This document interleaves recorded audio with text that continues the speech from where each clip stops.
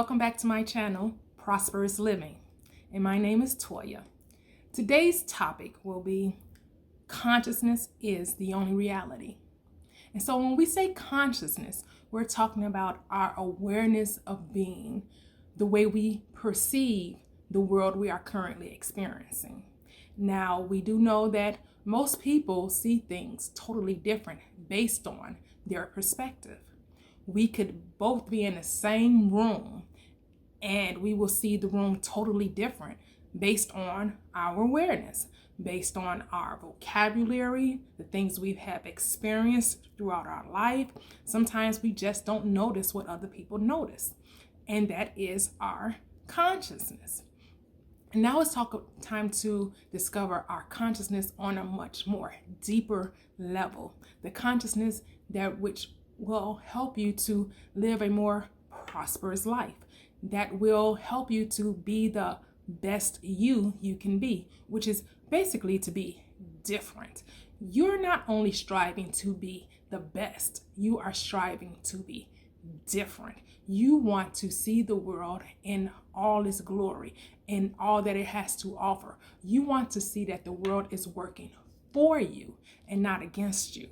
And the way to do this is to what? Change the way you see the world.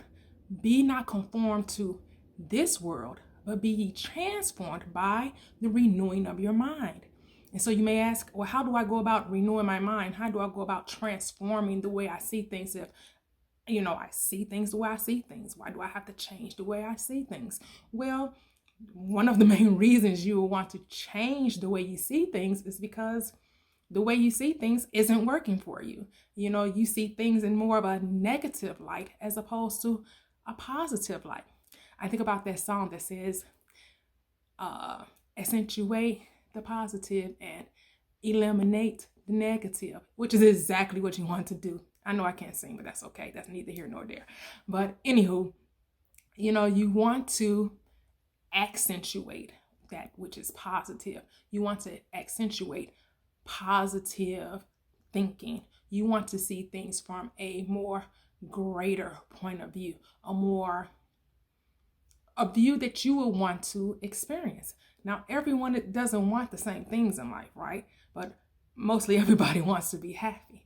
And how we determine that happiness will be different for everyone. And unfortunately, the way we see the world and view the world, we think of things bringing happiness. We think of, if I had so much money, or if I had the house that I wanted, drove the car that I dreamed of, had the perfect mate, then I will be happy. And if I don't have these things in my life, then how can I ever be happy? How could I ever enjoy the good life? Because I don't have those things, and those things make for a good and happy life. And so you think. We do know that there are plenty of people in the world that have lots and lots of money, that are financially stable, right? Yet they're not happy. We still have people that are depressed, full of anxiety, just full of negative thinking. Now, they haven't thought negatively when it comes to material possessions, but when it comes maybe to relationships, or maybe how they view themselves, independent of that material or those material things. So we have to gather and come to realize that happiness starts from the inside, and it's all based on how you feel about something and how you perceive a thing to be. If you want someone to be different in order for you to feel good about yourself, then that's what? Giving power to something outside of you, when all your power lies within you. You can change how you see about a situation, an event, a circumstance, and even another person just by changing the way you think, just by coming from a different perspective. A lot of times we think that if somebody would just be different, if somebody would just act the way I would want them to act, then my world would be perfect and everything will be just as it needs to be. And the problem with that is that you're expecting something outside of you to be different, while yet you remain the same. You want to continue to view the world from a negative point of view, but you want the world to present to you something different. That just isn't how life goes. Life doesn't give you something other than that which what you can see, which is that which you are conscious of, your awareness of being. In order to grab hold of the more bountiful, abundant life, you have to see life differently. You have to see that no matter what someone else has going on or how they are presenting themselves to the world, I will choose to see it differently. I will have compassion and understanding and understand where they are coming from. You know, the Bible gives us a lot of scriptures that, are helpful in navigating this life and reminding us that as a man thinks in his heart, so is he. That if we sow certain seeds, we will reap that exact harvest. And not only do we reap the harvest that we sow, is multiplied. It's the parable of the sower where it says that he sowed and it received 30, 60, or 100 fold. You always get back more of that which you give to the earth, to the universe, to yourself. It is always multiplied, or for a better word, magnified. This world is a mirror of our consciousness, that which we hold to be true for ourselves. Now, you may try to doubt or question and be like, no, that's not true. My world I'm not that way because of my world. I'm not the reason the world is happening the way it is. I'm happening the way I am because the world is doing something. If the world would just act right, if it would just get in line, then my life would be so much different. But as you see, you've been thinking the same way you've been thinking for a very long time, and nothing has changed. You keep experiencing the same thing over and over, maybe different places and different faces, but it's still the same thing. And you ask yourself, why does these things keep happening? Why do I keep experiencing the same thing over and over and over again? Kind of like the movie Groundhog Day, right? You just keep repeating the same thing because what? You haven't changed your consciousness. You haven't changed your awareness of being. You have not changed the way you perceive the world. You keep doing the same thing and expecting a different result. That's what we have come to define as insanity, right? To keep doing the same thing, thinking the same way, and expecting a different result. And it's not so much about doing something different as it is about thinking differently. That's the doing that is involved in this whole scheme of things. You have to be willing to start thinking differently. Start monitoring your thoughts. Start paying attention to how you think about various aspects of your life. Let's take finances, for example. Do you talk within yourself and say, I don't have enough of this, I don't know how I'm going to get that? You just see lack. That's all you talk about. You talking with your girlfriend, you talking with your parents, you talking about your sister, you talking with your significant other, and all you do is talk about lack, and you wonder why this happens and more things happen that you have to have going out than coming in, because all you see around you is I don't have enough. I just don't have enough, and I just don't see how I'm going to have enough, and I don't know how changing my thoughts about that is going to all of a sudden make me have enough. I'm just speaking reality. I'm just saying what's real. You look at my bank account and I just don't have enough. My bank account is sitting on negative. It's struggling.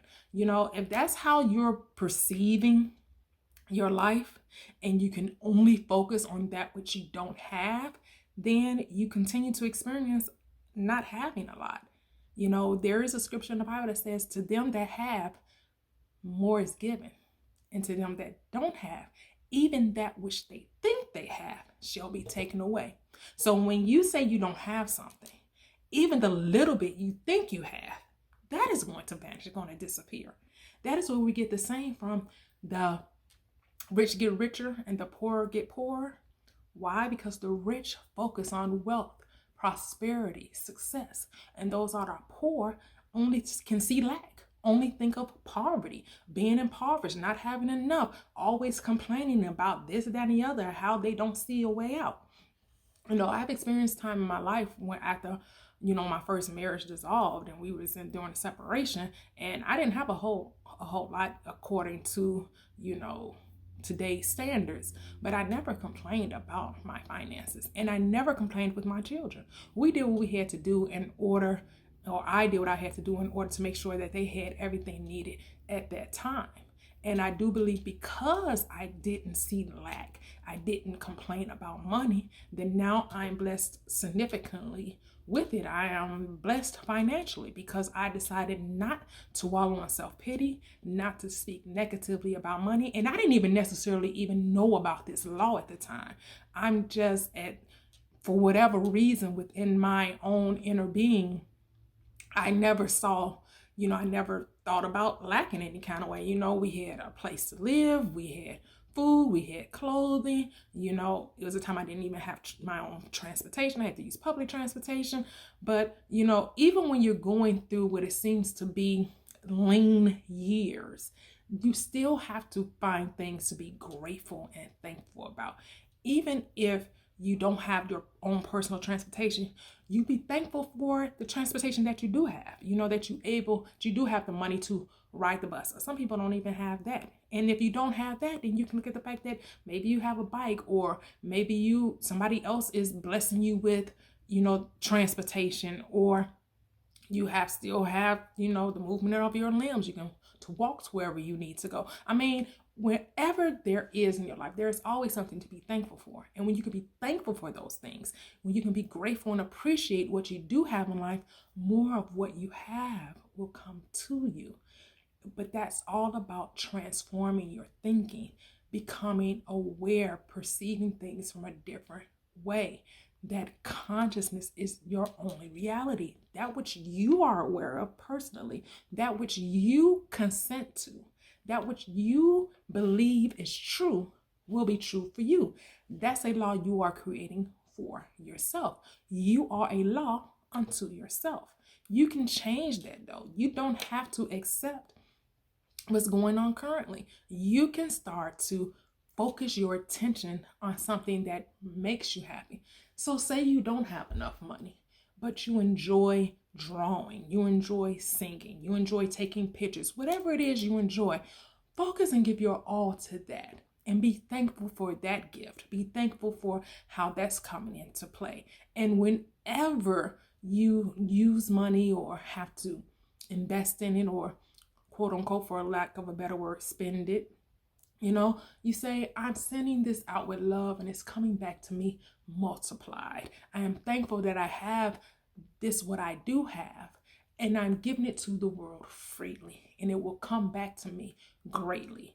And even if you can't remember to think along those lines, the best thing is to do is not to condemn yourself, find yourself guilty for not having a whole lot, to be thankful for what you have. There are many examples in the scriptures where, a prophet will come to someone and ask them, well, what do you have? I have 3 measures of oil, or 3 cups of wheat, or whatever it was. They may have had little, but they recognized that they had something. It's all about recognizing that you have something, and that something can grow into something magnificent. That something can grow beyond your wildest expectations. You can begin to live a more abundant life just by changing the way you think. The way you think is very, very important. And I do have a scripture that I would like to read. I need to look it up. It's in Philippians, and it's talking about, whatsoever things are lovely, whatsoever things are pure, whatsoever things are just, think on these things. Those are the things that you would like to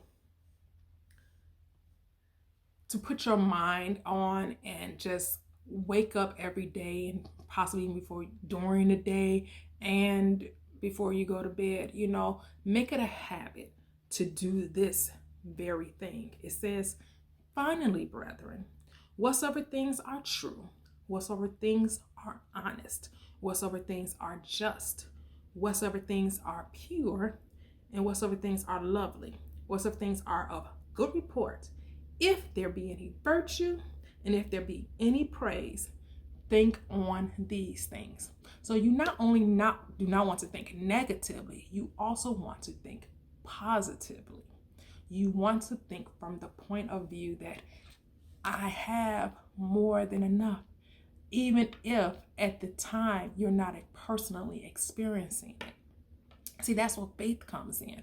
That's where faith is the substance of things hoped for and the evidence of the things not yet seen. You don't see physically the manifestation of the seed that you have sown. The only way you can see it is through faith. You can see it in your mind's eye. You can feel it. You can know that it's coming. It feels good to you that, yes, right now, I may not be experiencing abundance, but I am an abundant person. This is an abundant universe. And the universe is going to speak back to me and show to me where I live consciously, that I have changed my mind. I have been transformed and see the abundant life. And that's living a healthy, wealthy, prosperous, successful, loving, kind, compassion, patient life. I have all those good things working for me, even if I don't currently see it. I have to see it spiritually within myself before I can experience it visibly. Because out of the invisible became the visible. Out of darkness, we perceive a great light. We have to be able to see things spiritually before we can see things visibly. And that's all according to faith. And James reminds us that you have not because you ask not. Now, have you asked? And then he goes further and say, you ask, but you ask amiss. And what is he talking about? How do you ask wrongly? How do you err in your asking? It's not coupled with faith.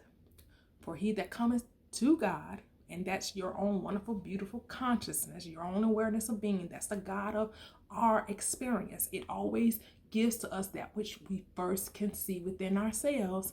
For God is not mocked. Your consciousness is not mocked. Whatever you sow, you shall reap. So anyone that comes to God must believe that he is, that this power that I do not see, cannot see, that is invisible to me, that, he will bring everything to me if what I believe. Without faith, it's impossible. But once you have faith, once you believe in the unseen thing, then the world just opens up to you. The universe, the God, Allah, Christ, whatever name you want to give it is, let's not get hung up on, well, you didn't say Jesus Christ. Oh, you didn't say Allah. Oh, you didn't say Shiva, Krishna. You didn't say these particular, you said source, you said universe, you said, God is whoever you in your mind believe God to be. And everybody seems to have a different concept of this power, of this love, of this light. However you decide to see it is what God will be to you. Now, if you think God is a tyrant and ready to pass down judgment on you at every given turn, then that's the God that you're going to serve, and that's the God you're going to experience. I personally don't believe in a God that acts in that way or gives to me in that certain degree. I know God gives back to me that which I believe to be true. And so I have to change my perspective, my awareness of being, so that when I go to the Father, which is my conscience, and ask for anything, if I ask in faith, I know it has to happen, because this is my Father's good pleasure to give me the kingdom. There is no good thing that he would withhold for them that walk uprightly. And what is walking uprightly? It's not about moral statutes, rules, and regulations. It's about thinking right. It is about belief. What do you believe to be true? And belief is about what? Believe means to make real. What are you making real for your life? Are you making real that money is easy to get and flows incessantly overflowing into your life? Or do you believe that it's hard? I gotta stress about it. I gotta worry about it. I gotta be anxious about it. And don't enough ever come. Every time I get it, it slips through my fingers like water through my fingers. If that's how you believe, if you really believe that, then you will continue to experience it. That's why I said you got to transform. You got to change your thinking. You got to change your perception. You got to change the reality you're creating. And you change your reality by giving your attention to the things you want and not to the things you don't want.